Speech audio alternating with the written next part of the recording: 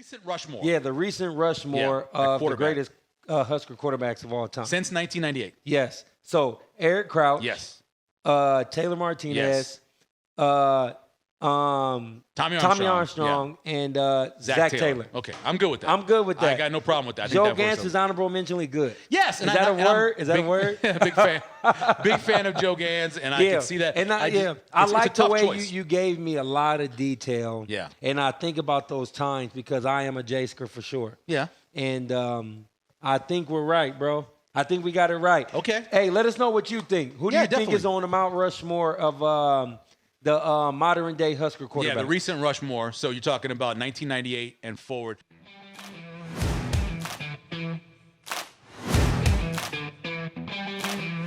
All right, welcome to the Let It Fly show. I am Michael Severe. The guy next to me, of course, Josh Jones, Creighton University and Central High School. This is the part where the king pots down the audio. Yeah, right. That's a little loud. We're recording, of course, in the podcast studio here. Let It Fly in the Capital District. Good, I know everything's good, Val. I'm not just messing with you, man. We are here in the world famous podcast studio inside the Let It Fly Sports Bar in the Capital District. It's been open about a month now. Yeah. We took a little time off. We did all those shows during the College World Series. Not a hiatus, just time off. Yeah, because we did all those shows during the College World Series in a row. Right. And now we're back on our regular routine. What's one new, a week. man? What's new? Well, I was going to ask you. Oh, you got new information. I'm just living the same life every day. You got the big news. What you got? I got a baby on the way. Nice. Yeah, man. I don't know what it is. Good. You don't need to find out. It's going to be one or the other. Yeah, and I'm it's not going to be a big And I'm not trick. tripping. I will hope it's a girl. Because I got a son. You already got a boy. Yeah. Yeah, but genetically speaking, my dad got a lot of boys in the family. I understand. My brother got a lot of boys. Yeah, I know. You never know. You never know how it is. Listen, if you really want me to explain it to you, I will. Because I was a biology minor. So it's all about the temperature of a particular. Yeah, I got friends talking about marinating. It's all about it's about the temperature, the time. We had talked about that. Yeah. So that however that works out, it works out. That's how it goes. That's pretty cool. For sure. Awesome. You had a birthday. I did. I had a birthday. Turned 54 years old. Happy belated. Well, I said happy birthday, but happy belated to everybody. I went to New Orleans, and we were gone for a week or whatever. So, but now we're back every week. We'll have a podcast. Yep. Caleb Pyfrom is going to join us out of Central. Ended up choosing Illinois for his school. I've been knowing him a long time. Yeah, man. you know his dad. Yep. Of course. Creighton played for Coach Altman. Nice. From the Bahamas. Yeah. So everything you need to know about the sports bar, we talk about it all the time. Great TV views, great food. Yep. Of course, a great atmosphere. And one thing we're going to do every week is we're gonna highlight something on the menu. Well, let me start right now. You want to go first? Okay, yes, you go sir. first. It's called a 22-ounce bone-in ribeye. Well, yeah, that's good too. Yeah. Okay. now that's a little pricey for me. Yeah. I got 6 jobs, but that's still no. Listen, I know it's the highest quality beef you're gonna get. I know that. Why? Omaha Steak. Rubbed with sea salt, with fresh cracked pepper, grilled over a wood fire, served with roasted garlic cloves, and your choice of steak sauce, truffle butter, that's me right here, or red wine peppercorn. So go to your original choice. Well, what I was going to say is just something, a little more affordable for me personally, is the jalapeno and Mike's Honey pizza. Oh, my gosh. Mike's Honey, hot honey, is all over the country now. It's just sweeping the country. It's in all kind of different dishes. But this way, it's on a pizza. Right. Delicious pizza. It's $12. It's awesome. Right. And from my perspective, just especially from the food price point, I think the way the bar is lit is an exclusive vibe. Yeah. And it's something for everybody out there. It really is the atmosphere of the place. You come here when it's packed. Yep. There's still plenty of places to be able to see what you want to see. We have so much seating inside and outside. Right. That even when it's packed, it doesn't feel like you're in a claustrophobic situation. And what's cool is all you got to do is go to that bar and request what you want to watch. And they'll put it on a TV? We'll put it on a TV. They got enough choices. Yeah, right. It's ridiculous. You got 80 TVs, you know? It's a lot. Obviously, this time of July, not a lot going on local sports-wise. It's supposed to be TBT. Yeah. But we'll be back 2024 for the Omaha Blue Crew, Creighton alumni's basketball team. I'm not going to lie. I'm probably not going to watch that. But anyway, what is going on, though, is recruiting. Yes, Nebraska has been recruiting like crazy. We thank them providing a little bit of daily news. Over the course of about a month, it felt like every day. They're sitting there right now, ranked 20th in the country. That's kind of cool. In recruiting, and 5th in the Big Ten. They've got 6 in-state kids. And they've got another 5 guys. Is it 5? 7 from Texas. 7 from Texas. So they got that group going. And, of course, Daniel Kaline's a 4-star. Yep. They got him. Devion Hall out of Bellevue West is a 4-star as well. And then Carter Nelson, who I know we're going to eventually have on the show, second-ranked tight end in the country out of Ainsworth. It's going to be 8-man to Big Ten football. Right.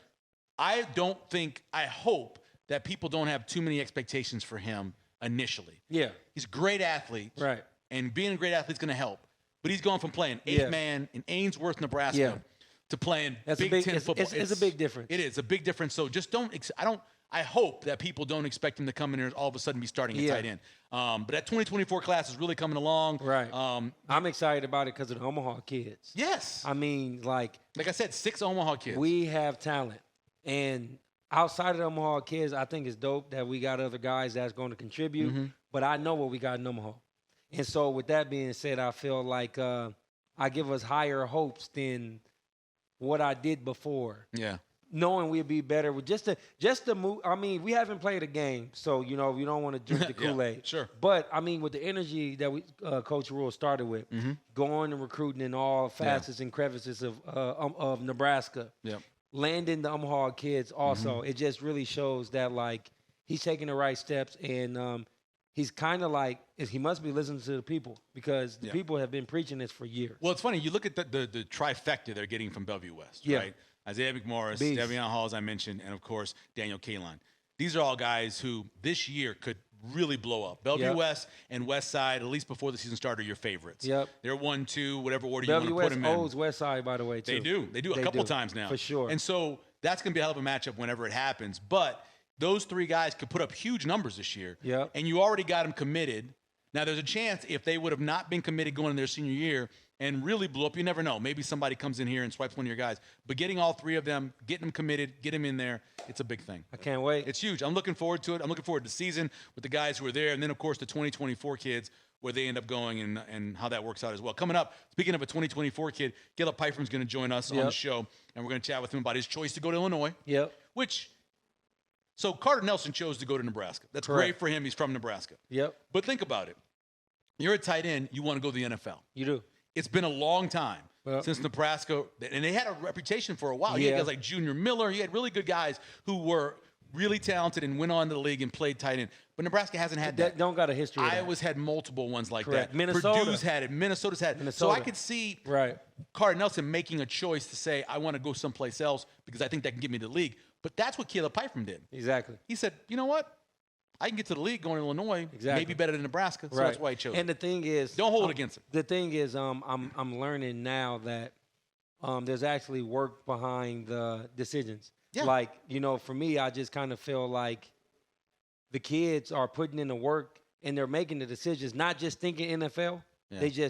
I think it's the right choice. Every decision is different. Yeah. Sometimes you just want to get away. Right. Sometimes you don't want to be in Omaha anymore. You don't want to be in Nebraska anymore. You want to get away. Yeah. Sometimes it involves, you have these kids who grew up maybe in the military or whatever else traveling. Like Pyfrom, spending time in South Carolina. Exactly. Sometimes in that situation, you want to try to go other places. Yeah, you want to do other things. And sometimes they have so many guys at that position that you have to think to yourself, well, am I going to play right away? Right. Or if I go someplace else, can I play right away? Correct. So there's a lot of reasons and for it. Also, I'll say this. With the energy that Coach Rule is putting into it, it actually, validates what you say now. Because I feel like before when people were leaving, it's like, I can see why you left. Sometimes, but now it's like, I got to ask you why you left, especially with the new momentum that's coming. I'll tell you one thing. Daniel Kaline is unique because there's a lot of kids out there from this area who are disappointed when Nebraska doesn't get on them right away. Right?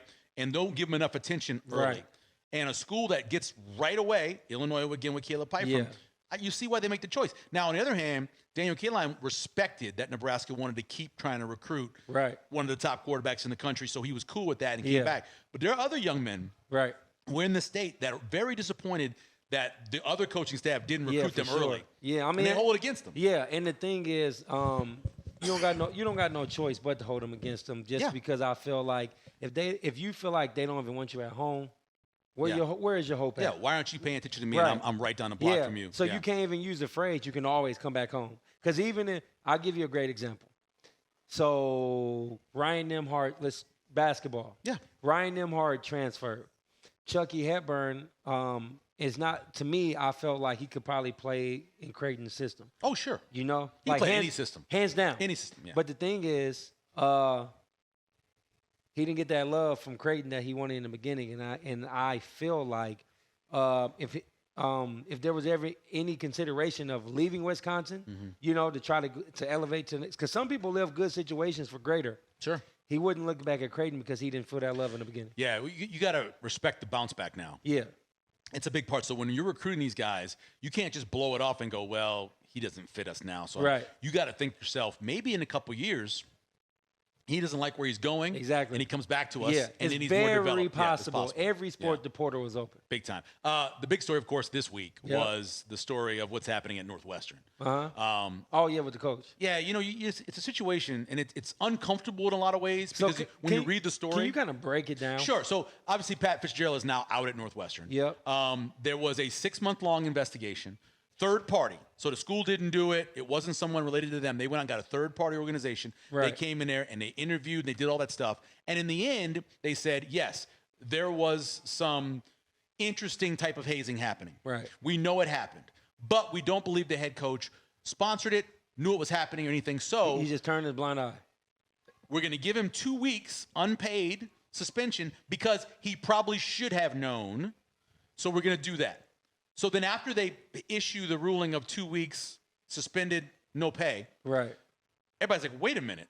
You got former players who start coming out and saying, no. He knew he was doing this clap thing in practice to point out the kids who should receive the Shrekking, as they called it. Right. Another kid sends a picture of a whiteboard that had the Shrekking list on it and different things about that. You know, they had all that on it. And then the stories start coming about, this is all from the Northwestern student-led newspaper. Yeah. Stuff starts coming out about how, you know, there was some sexual stuff involved with it where they were making guys get nude and having to go through these lines where people were all soaped up. Just strange type of things. Strange type of hazing. So I'm going to give you an example of how strange it is. First of all, the Northwestern president, who initially gave the 2-week suspension, after hearing all of this and learning more, said, this afternoon I informed head coach Pat Fitzgerald that he would be relieved of his duties effective immediately. The president, Trill, admitted that he felt that he made a mistake the first time. He said they have 11 current or former Wildcat players that came forward and said the hazing has been ongoing, and the hazing was systematic, dating back many years. Dang. And remember, Fitzgerald's been there 17 years as a head coach. Right. He was a linebackers coach and then a player before that. Right. So he's been there forever. And so because of that, Trill said there was forced participation, nudity, sexualized acts of degrading nature. All of those, of course, violated the school policy, of course. Right. Matter of fact, they violate some laws, too. Yeah. So that's a possibility. Right. And he said because of that, he had to make the decision now that I made a mistake. I'm going to correct it by letting go one of the longest tenured coaches in the Big Ten. Right. Fitzgerald came back out and basically said, without saying it, there will be lawyers. Right. I am going to sue. He says that they came to a decision to do the 2-week suspension. That was an agreement. And so he thought it was like a breach? He thought the agreement was breached. Yes, he said in a statement, he said he's retaining legal counsel and that he intends to take the necessary steps to protect his rights. Dang. So there will be lawyers involved. Dang. But then on top of all of that, so you have a 17-year head coach who has taken Northwestern the heights really they hadn't really reached before, except when he was a player there and they went to the Rose Bowl. Right. Then information comes out about the first-year baseball coach. Dang. And some of the I didn't know about this one. He was created. Okay, so this comes from I didn't know about this story baseball. again from the newspaper there at the school and 670 The Score. They said that Jim Foster created a toxic environment that ran off coaches, broke in the spirit of the team, and led human resources investigation by the university regarding his alleged bullying and verbally abusive behavior. 9 different sources told 670 The Score radio station there in Chicago about what was happening. Foster discouraged players from seeking medical attention for their injuries, made racially insensitive comments, and made an inappropriate comment to a female staff member. Northwestern's doing an internal investigation of the whole thing as well to try to figure out exactly what's happening. This story obviously is not going away. Yeah. So and now they're probably going to interview every sports team. Yeah, you got to check on everybody. Everybody. I know the basketball program has done okay, and they're doing okay. You don't hear much about that. Right. But the baseball program and the football program are kind of a mess right now. Wow. And I like to say I feel for Northwestern, But yeah. it sucks to be in that situation. Although if this stuff is true, like even with the football team, there was a lot of discussion, and this happened with Iowa as well. Yeah. Where there was this mainstreaming of African Americans or Hispanics or whoever came in that weren't white. Right. They were saying when you have to be more like this. You can't have long dreads. You can't have braids. You can't. You got to look more like the Northwestern, the Wildcat way. First of all, I don't think that's healthy for your program. Nah. I don't think it is. I think Iowa kind of proved that it created an environment where the black players or the minority players felt lesser. Right. And then left or whatever. Because, bro, there's a fine line between a culture. Oh, yeah. A lot of times when coaches recruit players, they want a certain style of player, a certain type of character of a player. Mm-hmm. But that's a fine line. Because I remember, when I went to Creighton from Central, from North Omaha, it was a culture shock to me. Oh, sure, I bet. Yeah. So, as I'm listening to that as a former student athlete, I'm thinking, this goes beyond, because of everything I'm hearing, this just goes beyond the moral, standard of what the university wants to have it has nothing to do with, identity of a program. It's more about it's a racial thing, man. Yeah, well, here's my thing. If they tell you, I can't find the words. For example, if you're going to Creighton and play baseball, they tell you, right? Coach Service says, I don't want mustaches. I don't want beards. I don't want long hair. Right. If you tell me that before I commit, then I have the choice. Okay, well, I'm gonna go someplace else. Right. But if Northwestern did not tell these guys, or Iowa did not tell these guys that you have to conform to look a certain way, then they get there, and all of a sudden you're saying, well, no, I'm sorry, you can't do these things. You didn't tell me ahead of time. Then that's wrong. And then if it's only targeting one group of people, that is what racism is. That's what prejudice is. That's what bigotry is. So for sure, all of that happening, and especially now in that's not even healthy for your program. No doubt. Yeah, because social media. You're running guys off. It's easy to leave now. There's a lot of things that is accepted in America for that to be happening. And I gotta kind of not retract my statement, but go back and say when I was at Creighton, I'm not saying that they couldn't say, because I had cornrows at Central. No, I know. You know, so it wasn't nothing like that. It was just like, hey, standardly, on campus, you just gotta act and conduct yourself a certain type of way. No, I know. You have a responsibility. You, your family, and the school. That's what it your was. Team. That's what it was. It wasn't nothing like this. Look, we've all had it. Yeah. I remember talking. You even got to do that in places of business. Yes, well, definitely. Well, I remember talking about Mickey Joseph with this. Yeah. Mick went to a primarily African American middle school in New Orleans, kind of a grammar school, and then his dad was like, you know what? I want you to be around everybody. Sure. So he sent him to a primarily white high school in Shaw, and he said it was like.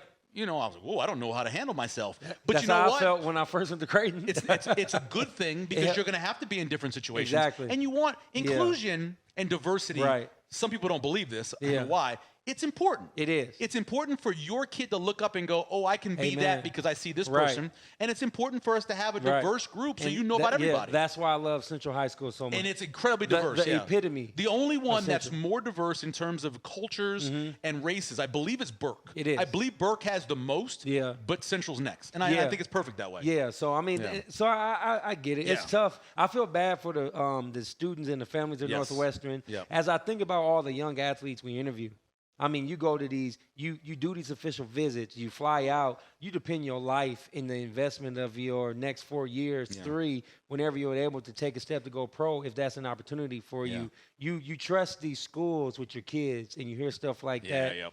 Man, But man, they put their best face on during the recruiting. You're right. It's like going on that first date. For sure. Again, as Chris Rock said, you're not dating him. You're dating his representative. Yeah. You're dating everything good about him. Exactly. Eventually, that stuff will come out. Yeah, right. All right, we'll take a break. Of course, we'll come back with Caleb Pyfrom with our interview, the Central High School offensive tackle, next here on Let It Fly Show.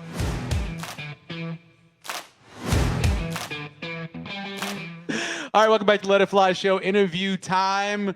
Our guest, of course, attends the best high school in all of the city and probably the state as well. Caleb Pyfrom joining us, of course, Omaha Central offensive lineman.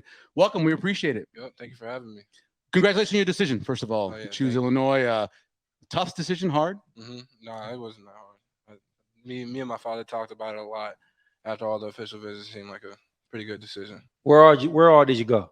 Official visit. Went to Nebraska, Minnesota, and Illinois. Okay, so we got to talk about the Huskers. What was it? You said it wasn't hard. What was it about Nebraska that I guess you could say turned you off? Pause. Or didn't turn you on enough? There you go. Yeah, that sounds better to me. I mean, it was nothing that they didn't like turn me off about them. It's just the development of linemen that Illinois' history has. Yeah, with Brett Bielema, and so you did your homework. He just pushed people in the league, and we felt like that was the best place to go. Yeah. Sure. An opportunity. I'm assuming you want to play tackle. Yeah. I'm sure some places may look at you as a guard. Was it what they told you they thought you'd be? Yeah, they thought I would be a tackle at Illinois, and they mostly saw me as a guard in Nebraska. Yeah. That's understandable. There's more money out there at OT. Mm-hmm. Right. What's your 40 time? I haven't timed it in a while. The last camp I went to, they only timed the 10, and they didn't give us the results for that. So I really actually don't know. Notice this: if he's running 40 yards, something went horribly wrong. Yeah. Normally, because somebody got picked off or he gave up a sack. He's chasing somebody down. Yeah. We'll never need to run 40 fast anywhere. Yeah, not just that. Yeah. Don't be doing that. Let's talk about Illinois, because Champaign is an interesting town. Mm-hmm. You know, it's kind of in a way, kind of in the middle of nowhere, but it's a good size one. What was it about the town and that experience you liked? I mean, I liked the community that they had there. I got to meet a lot of the team. I got to meet a lot of the offensive linemen. We could just hung out with them. Yeah. I felt like it would be a good fit. Like I fit with a lot of the people that was down there. Play right away or a depth chart situation where you're okay with working it up? So, he talked to me a lot about like recruiting me to try and play early.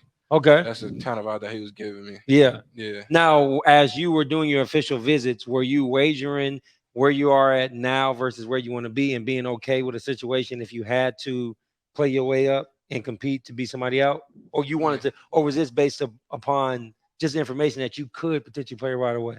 I mean, yeah, it was kind of about like the potential of could possibly play right away. I know I'm gonna have to work for it. I know I'm gonna have to beat some people out. Either way I do it. But the best opportunity. Yeah. Gotcha. Caleb Pyfrom joining us here on the Let It Fly show. Talk a little bit about how Nebraska recruited you, though, this new staff, because I'm sure it started before they got here, but how did Matt Rule and those folks do in terms of recruiting you?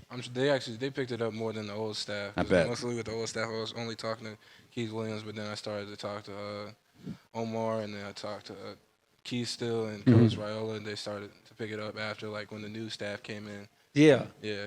Okay. I mean, so you got an opportunity to go down there. Was there any – so if you had a second decision, would it have been Nebraska? Yeah. I'm just trying to see about – because the biggest thing we always talk about is what does it take for the hometown team to retain its talent? You know, so I just really want to know personally, like, was that like a second choice, but it came down to what you just said, or was it like just one of the numbers? It just came down to Nebraska and Illinois. Okay. And I'll take that. Yeah. Well, I can see Minnesota. You're talking about guys going to the league. They're always producing offensive linemen in Minnesota, so I could see that as well. And it's been a while since Nebraska's really been successful. You know, the Alex Lewises and the Nick Gates and stuff, but not at a high level, not a first or second, third round pick. So I can understand that because you're looking at your future, right? Yeah. What about Orange? Okay, it's not easy to match. I'm a Mets fan, so I like Orange. I'm a Syracuse fan. I like Orange. A lot of people like Orange. You a big Orange fan? I mean, yeah, it's all right. It's like I like the color. I like orange. He like anywhere I can play, I like it. Yeah. They don't give you gear for free. Yeah. You take it. So both my kids go to Central. My oldest is a senior, and my youngest now a freshman. And I went to a couple games last year, and it was tough. You guys, I went to the Elkhorn South game, and they had so much size, and you guys are obviously rebuilding. What was it like trying to keep your head up and play hard when you guys are struggling the way you were? I mean, I really just put my head down and just grinded for myself. For sure. Because, you know, as long as I'm doing my best, as long as I'm trying my best, doing my job, then, like, my name's going to get out there. Yeah, so you wasn't thinking, like, man, like blaming your team or say we not good or any of those negative things. You just know I got this goal. I'm going to do my best to try to get us there. Yeah. All right. Yeah. Of course, I still wanted the team to succeed, but, like, when we're not succeeding, and I could just focus on myself, get the job done for myself. Caleb, how much do you think what happened with COVID hurt, and not just Central, but the schools in Omaha not being able to play football? You guys lost a ton of people going to other schools outside the district. How much do you think it hurt you guys? Yeah, it hurt a lot. Because when we couldn't play, I couldn't play my freshman year. Like, that sucked. I took, like, a whole year of development away from me, a whole little, like, year of weightlifting. And I think it hurt a lot of people. I think it hurt OPS a lot because, you know, like, we haven't been that successful as we were pre-COVID. So, did you guys lose a lot of people from Central, from your class, that ended up leaving and going to wherever? I don't know. I don't think we lost a lot from COVID because we still had that team after that should have been pretty good. Yeah. But after that season, we did lose people. Oh, okay. Yeah. So as you talk about COVID, let's go back to that. I know your dad really well, right? Your dad's for people who don't know, former Creighton player, center, 6'10". Yeah. Basketball is his thing. Yeah. You guys are from the Bahamas. So tell me this. I know you was playing basketball growing up, and I know you were inspired because of your dad, but where did football come in the picture for you? Well, I really started taking football seriously like the summer before my junior year. This past That's not that long ago. That's crazy. Yeah. Yeah. Because you're right. I grew up playing basketball. I grew up all around basketball, and I thought it was gonna be my thing until I wasn't as tall as I needed to be. For sure. Go to the league. Like so, for what your your attributes. Yeah. So did it hurt your dad's heart, or I know dad's supportive, but no, I didn't. For sure. It didn't hurt his heart. So so you never played on a football team before your junior year? No, I played like in middle school. I played in like 1 year elementary school. So Yeah. I've been around. Where'd you go to middle football, school? too. I went to Lewis and Clark from 8th grade. But Same place my kids went. Yeah. But I was actually in South Carolina for 6th and 7th. Oh, okay. Yeah. Where in South Carolina? Rock Hill, South Carolina. I went to Dutchman Creek Middle South School. Clackahalacka. Yeah, you know something about Well, that, at right? Fort Jackson, I was down there for a little while Man. for some training and stuff, and nothing but running in the sand, man. There's Yeah. nothing that builds your legs like running in the sand. I'm always inspired It by will this kill guy. you, man. I consider him like an encyclopedia. He's been everywhere I've been a because lot of of his places. career, I've been a but lot of also places, because yeah. of his personal hobbies, and he always got something to tell me. Let me ask you. So you said when you started playing football, were you always a lineman? Yeah. Oh, so always a big man. Always been a lineman. Always yeah. a big man. Yeah. I saw sometimes, the guy, maybe you're a quarterback, you grow into it. Maybe you're a running back, you grow into it. But you just always been big. No, yeah, I've always been big. Do you get to go home? You mentioned the Bahamas. You guys get to go home ever during the winter? Creighton going back. I mean, my dad is from the Bahamas. I'm actually from Omaha. Yeah, but I mean, do you guys ever get a chance to go? We sometimes Yeah, go I back, know. But this summer, I don't think I'm going to be able to because football training, but I think he's going back soon. I'd be trying to get out of there during the winter. For sure. Hit the Yeah. Bahamas up. No, yeah, right. I went when I thing. played at Creighton. It was nice, man. I'm not going to lie. Yeah. So tell me this. You got one more year. Yeah. Uh-huh. What's some goals? I mean, obviously everybody want to win it all, but for you Yes. personally, what's leaving it all on the floor or on the field before you go to college? Well, I want to prove that this year is going to be way better than last year. I mean, I've been looking at my tape last year, and I feel like I made so much more improvements to my game. And From then to now? Yeah. Word. I just haven't been able to show it as much, and I feel like it's going to be a surprise how much better I've gotten. And another goal I want to reach is I want to be a 4 or 5 star, and I want to go to All-American game.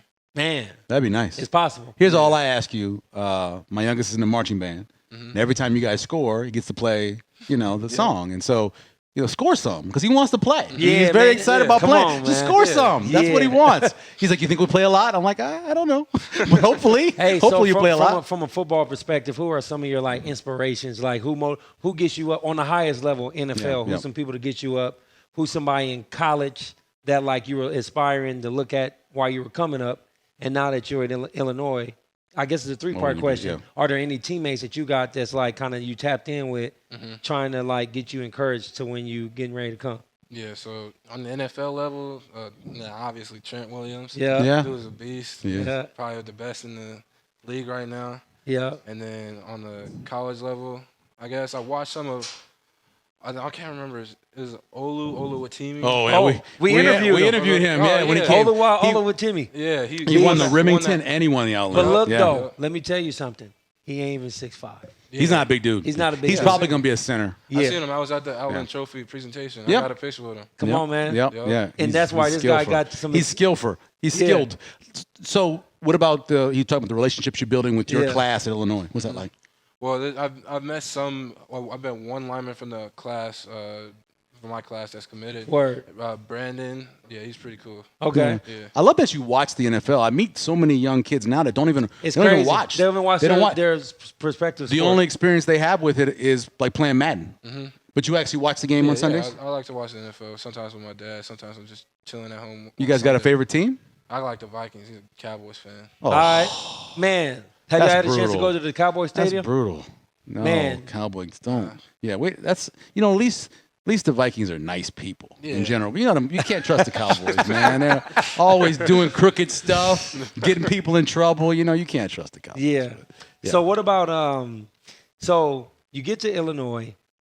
What's your mindset from day one? Have they talked about like what's the style of, not even necessarily style of play, but what's the workouts like? You know, because I know for me, when I was playing basketball, getting recruited by Creighton, they talked to me about the regimens when they get up, how hard things go. Like, what about the coaching staff that can push you to your goals? You guys have long days. I mean, it seems like they do a lot of their conditioning. Like in the summer, they work on getting their shape, getting their technique right, and like pretty much like getting the playbook down, like with all the newer players, and getting and just sharpening.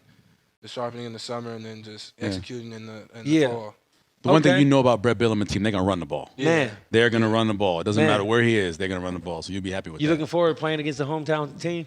Yeah, I feel like that's going to be interesting. That's going to be interesting. Yeah. So you had a chance to go against some pretty good defensive linemen over these couple of years since you were at Central. Who would you say in the Metro gave you the biggest challenge? You can keep it real. Probably. But you went against. Was Maverick on your side when you were playing South? We played. Yeah, we Maverick, but the one D lineman from Gretna, I'm blanking on his name. Corver Denma. Oh yeah, Corver Denma. He was pretty good. Good okay. athlete. Yeah. Okay. Yeah. But you handle him though, right? Yeah. He was pretty good though. Yeah. I liked him. What jersey number you want to get when you go to school? 66. Come on, man. Number? See, I just want to see how you say I'm it. gonna keep it with 66. Yeah, for sure. Last thing before we let you go, in terms of things you like to do around Omaha when you're not balling, you're not doing homework or school stuff. What do you like to do? Hobby stuff. I'm mostly just relaxing at home, recovering. So you're not on the game? I mean, yeah, I be on the game sometimes. Sure. I like to solve Rubik's Cube sometimes. Yeah. Oh, really? Yeah. That shows a high level of intelligence. Sometimes play chess, stuff like that, just chilling at home. Chess and a Rubik's Cube, high level of intelligence. That's what's up. I believe that, too. I can't even get one side. Yeah. I tell you what, man, something about him. So when I was a community center director at the Salvation Army, he used to play for Coach Daniel Archie. And the basketball? Okay. The thing that I appreciated about him was his attention to detail. Anything Coach said, it was always listening. Yeah, because he really wanted to get better. And because of him. Yeah, that too. But that's what dad is, though. That's what dad is for sure. Always, his dad don't coach on the sideline. He watch and then after put his opinion on. So I respect that about you too. There you go. That's but the way it should be. man, I got to tell you, just from watching you, your dad used to send me pictures of you when you were out of town and you were just growing every year. Yeah. And then one year he was walking down the street in my neighborhood where my mom grew up. And I was like, man, you live around here? And then he said, yeah, my son back. I can't wait. And look at you now, bro. Yeah. I got to say congratulations, my man. No doubt. Congratulations on Illinois, and have a great season. Stay healthy. Yep, we appreciate it. Thank you. All right, I want to thank Caleb for coming in, his dad as well, hanging out with us. Cool, it's pretty awesome. Cool. Here's something else I want to do over these weeks leading up to the season. All right. I want to say recent, okay? Yeah. This is a recent Mount Rushmore. So a recent Rushmore of Nebraska players by position. That's going to be our goal, right? Gotcha. So I want to start off with quarterback. Yep. And it's recent because people are going to go, well, where's Tommy Frazier? And where's – no. You mean like Taylor Martinez? I'm saying after Osborne. So basically 98 on, we're going to put together a Mount Rushmore at each position. Of course, 4 spots on Mount Rushmore. That's how many we have. 1 is taken. Mm-hmm. Eric Crouch is locked in. My favorite Husker of all time. Really? Come on. Well, you know why? Because I think he was doing at a time when I just got interested at trying to play sports on the highest level. Yeah. How old were you in 2000? In 2000, I was 11. Okay, yeah, that's your core right there, 10, 11, 12. Exactly. Yeah, when he was so playing, every time I watched him, I thought it was my mom would always tell me like, yeah, you know, he's from Omaha. Yep. You know, stuff like that. And so I felt, and I understood the Heisman was the highest level that you can get. Mm-hmm. And so from that point on, because I lived it with him as he was doing it, he's my favorite. I mean, obviously the Jet, you know, when I was younger. Because he was in your neighborhood too. Yeah, he's a neighborhood. Yeah. I know all about the Jet. Mm-hmm. But Eric Crouch was right there at my time. You mentioned the Heisman. He also won the Davey O'Brien, which is your best quarterback, and the Maxwell Award. Yes. He's locked in.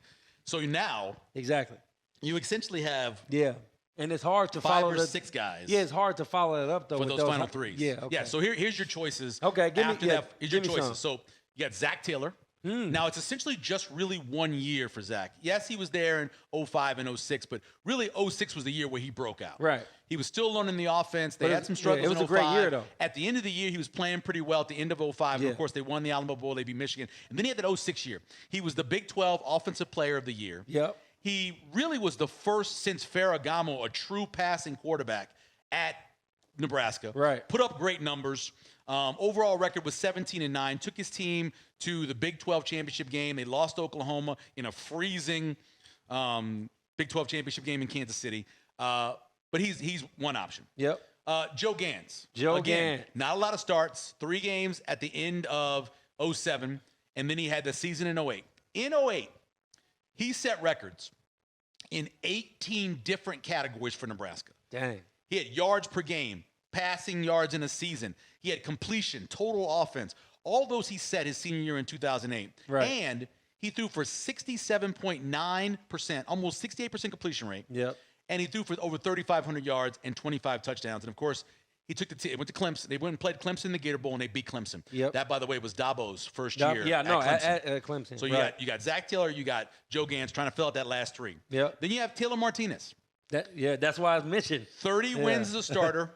He is your total offense record holder at Nebraska, which when he left, ended up getting passed up.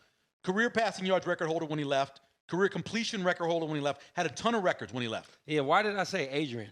That happens. Don't worry about that. I did it many, many times. Why did I say Adrian? I called the other day on the radio. I was sitting in with somebody. I called Chubba Purdy, Brock Purdy. I don't know. It happens. Anyway, It I happens. meant Taylor Martinez. Yes. So then you have T-Magic. You have Tommy Armstrong. Yep. He was good. And Tommy, it's funny because I'm going to give you an example. So you're dating, right? Yeah. And there's this girl, and she's nice and everything, but you're like, you know what? There's probably better out there. Feel you. And then the next 2 you date are horrible.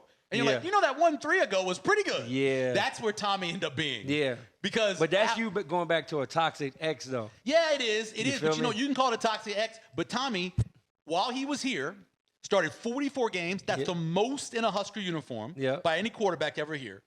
He left with career records for total offense, total touchdowns, passing yards, passing touchdowns.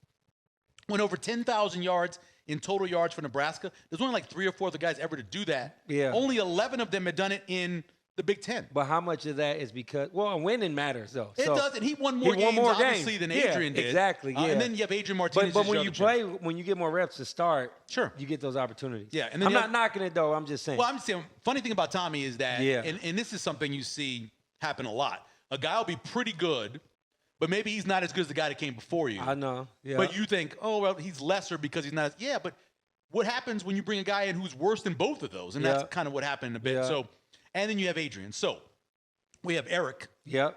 Locked in. Guaranteed. So we have 3 other spots. Yep. Zach Taylor. Yep. Joe Gans. Yep. Taylor Martinez and Tommy Armstrong. And then Adrian Martinez. So you have 5 guys for 3 spots. What do you think? Taylor Martinez.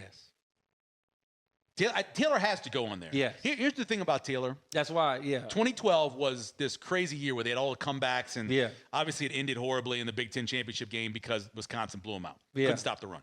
But if you look at him in that 2013 year, played the first 3 games, got hurt against UCLA, then missed. If he's healthy in 2013, I know he puts up records that aren't touched at Nebraska. But he wasn't. And there was times I watched him play where I felt like he was better than his team.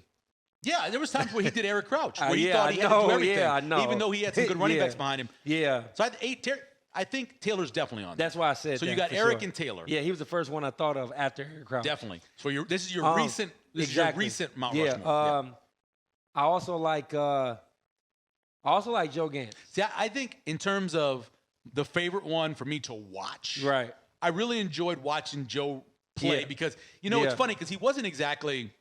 No offense, Joe. Overly athletic. No. But when he had to run, he would take off and run. He did what he had to do. He had those quick. He kind of round his toes a little bit. Right. Kind of goofy. But anyway, but he did things to move the chains.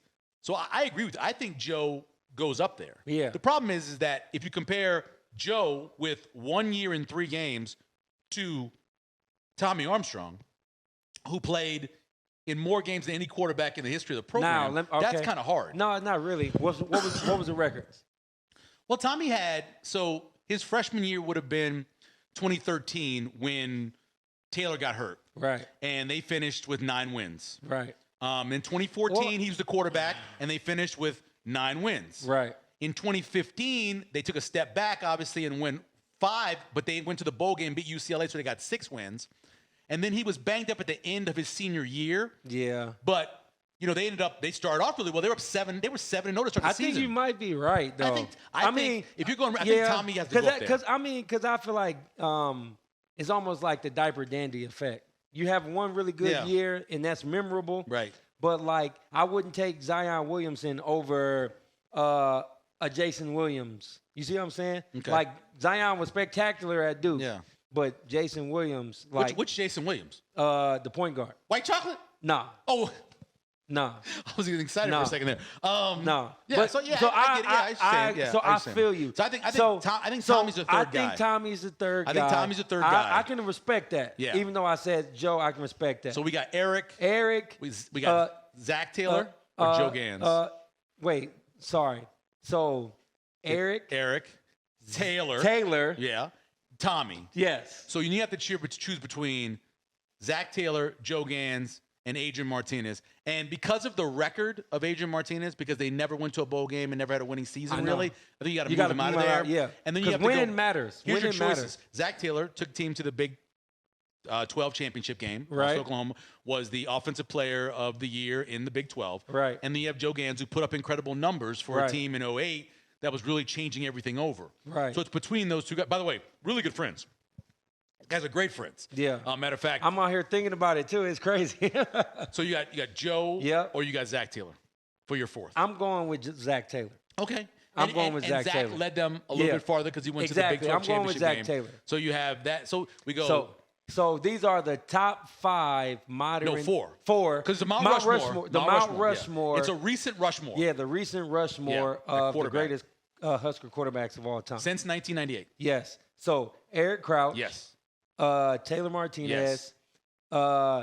Tommy Armstrong and Zach Taylor. Okay, I'm good with that. I'm good with that. I got no problem with that. Joe Gans is honorable mentionly good. Yes. Is that a word? Is that a word? Big fan.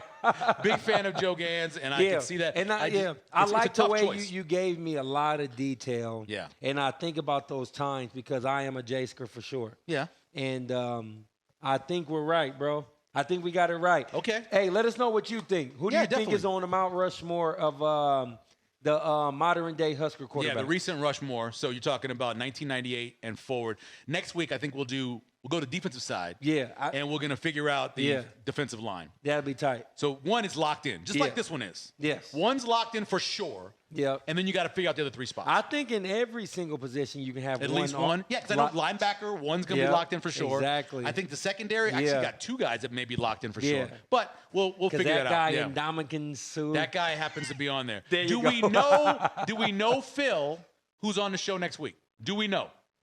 Just a heads up. We don't know yet. We ain't working on it. I'm going to say it's a secret. I was going to say coming up next week. Yeah. We don't know. But we do know it'll be a good show. We got a lot coming up for you. Matter of fact, the Volleyball Federation that's starting here. Yeah. We're going to do some stuff with them. That's going to be great. I know we're going to have some Huskers, Husker football players next on the week, show as well. Maybe I'll talk about, I've been going by some of Creighton practices. Oh, yeah, sure. Yeah. Definitely. We'll get into that because I want to go by as well. For sure. They leave the door open for us. Kind of like Motel 6. Yeah. They leave the light on for you. Again, thank you to everyone who's a part of this. Caleb Pyfrom coming in. Yeah. Dad bringing him in. My guy, Matt. That's my running boy. The camera. That's my boy. Our executive producer, Phil McClain. Yeah. And the king, Val Elvis, the king as well. All of that as well. Thank you to Omaha Steaks. Always a great time. Yeah. Always a great gift to give Omaha Steaks. And thank you to Let It Fly Sports Bar. Come on out. Get yourself a drink. Watch a game. Get some great food as well. Yes. And as always, take us away, Josh. Yeah, we finally back. It's your boy Josh Jones with my man Michael Zavere. You know how we do it. It's a Let It Fly show.